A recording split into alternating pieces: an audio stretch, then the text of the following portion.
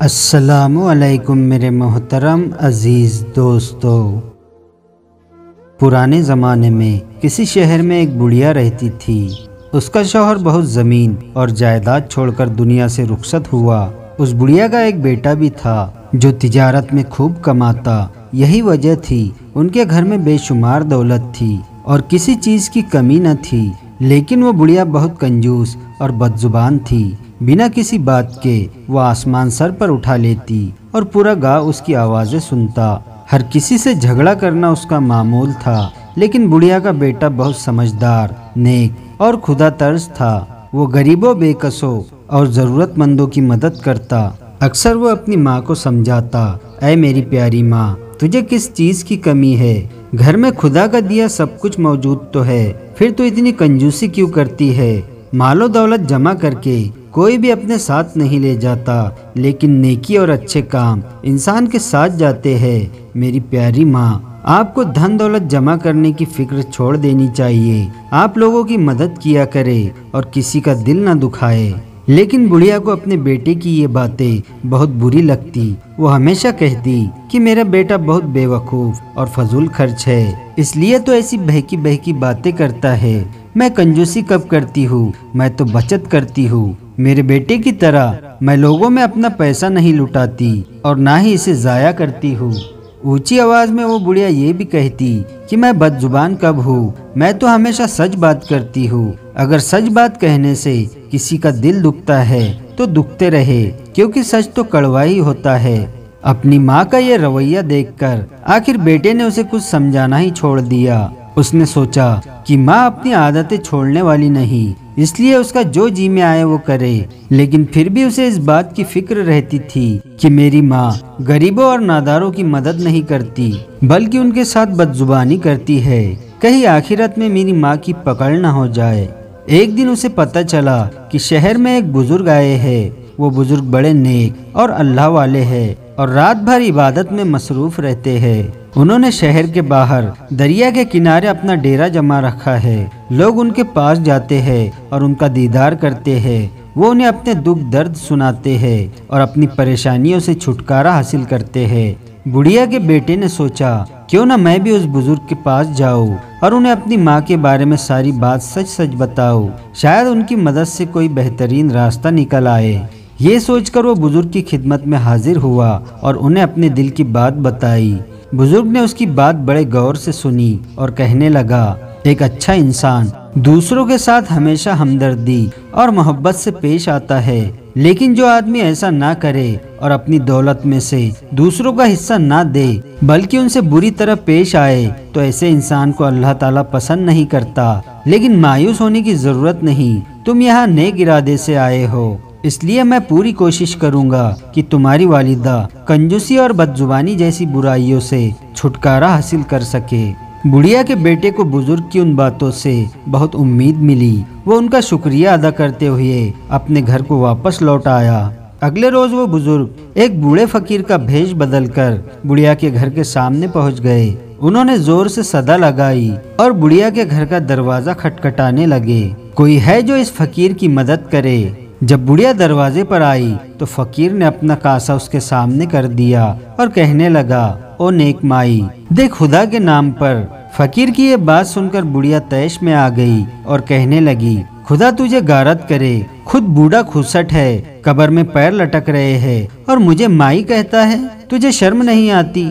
फकीर ने मुस्कुराकर कहा, अल्लाह तुम्हारी उम्र में बरकत दे, मुझसे गलती हुई जो तुम्हें माई कह बैठा। तुम तो वाकई मुझसे उम्र में छोटी हो, अब मुझे माफ कर और अपना दिल साफ कर। ऐ बेटी, खुदा के नाम पर मुझे कुछ मिल जाए। बुढ़िया एक मर्तबा फिर से गुस्से से बोली, अरे मैं तुम्हारी बेटी कहाँ से होने लगी? अंधा तो नहीं, भीख मंगा होकर मुझे बेटी कहता है, तुम्हारी हिम्मत कैसे हुई? फकीर घबराया और कहने लगा, तुझ पर अल्लाह का करम हो, वाकई मुझसे फिर से गलती हुई जो तुम्हें बेटी कह बैठा। ऐ जन्नती औरत, खुदा के नाम पर मुझे कुछ खैरात दे दे। बुढ़िया ये सुनकर एक मर्तबा फिर से बिफर गई और पैर पटक कर बोली, तुम्हारे मुंह में खाक, क्या मैं मर गई हूँ जो ऐसा बोलते हो? तुमने ऐसी जुर्रत कैसे की? फकीर ने घबराकर कहा, नहीं नहीं, खुदा ना करे, मेरा ये मतलब न था, मुझे एक मर्तबा फिर से माफ कर दो। खुदा तुम्हारा भला करे, तुम्हारी उम्र दराज हो ऐ नेक बीबी। मैं 2 दिन से भूखा हूँ, अल्लाह के नाम पर मुझे एक रोटी और चमचा भर सालन मिल जाए। इस बार फकीर ने जो दुआएं की उनका बुढ़िया के दिल पर यह असर हुआ कि उसने फकीर को गालियां नहीं दी, बस नागवार लहजे में इतना ही कहा, तुझे शर्म नहीं आती? मैं खुद बूढ़ी हूँ, क्या मुझे बेवकूफ समझ रखा है जो मुझे रोटी सालन मांगता है? क्या मेरा घर कोई लंगर खाना है? चल यहाँ से जा और अपना रास्ता ले। फकीर समझ गया कि उसका बेटा वाकई सच्चा था। वो गिड़गिड़ाकर कहने लगा, रोटी सालन ना सही, एक मुट्ठी आटा ही दे दो। इस पर बुढ़िया ने जवाब दिया, देख अब ज्यादा तंग न कर, तुझे शहर भर में मेरा ही घर मिला था जो यहाँ आ टपके हो। अब मुझे गुस्सा न दिलाओ और यहाँ से चले जाओ। फकीर ने सोचा कि ये बुढ़िया तो कुछ देने वाली नहीं, लेकिन वो भी इससे कुछ लिए बगैर जाना नहीं चाहता था। उसकी नज़र बादाम के छिलकों पर पड़ी जो सहन में बिखरे पड़े थे। फकीर कहने लगा, ऐ नेक बीवी, मैं तेरी सखावत से मायूस नहीं हूँ, आज तो तुझसे कुछ लेकर ही जाऊंगा। अच्छा चलो आटा ना सही, ये बादाम के छिलके ही दे दो। बुढ़िया कहने लगी, मेरे अल्लाह, ये कैसा ढीठ फकीर है, जोक की तरह चिमट गया है। तुम्हें क्या लगा ये बादाम के छिलके मैंने ऐसे ही फेंक रखे हैं? अरे इनको तो पीस कर मैं अपने दांतों का मंजन बनाऊंगी, भला तुम्हें क्यों दे दूं? वो नेक बुजुर्ग जो एक फकीर के रूप में था कहने लगा, सोच लो, मैंने तो तुम्हारे फायदे के लिए ही कहा है। अपने फायदे के बारे में सुनकर बुढ़िया की आंखें चमक उठी। वो खुश होकर बोली, मेरे फायदे के लिए? वो कैसे? फकीर कहने लगा, वो इस तरह कि मैं बादाम के इन छिलकों के बदले तुम्हें एक सोने का सिक्का दूंगा। ये सुनकर बुढ़िया की बातचीत खिल उठी और कहने लगी, बादाम के इन छिलकों के बदले सोने का एक सिक्का?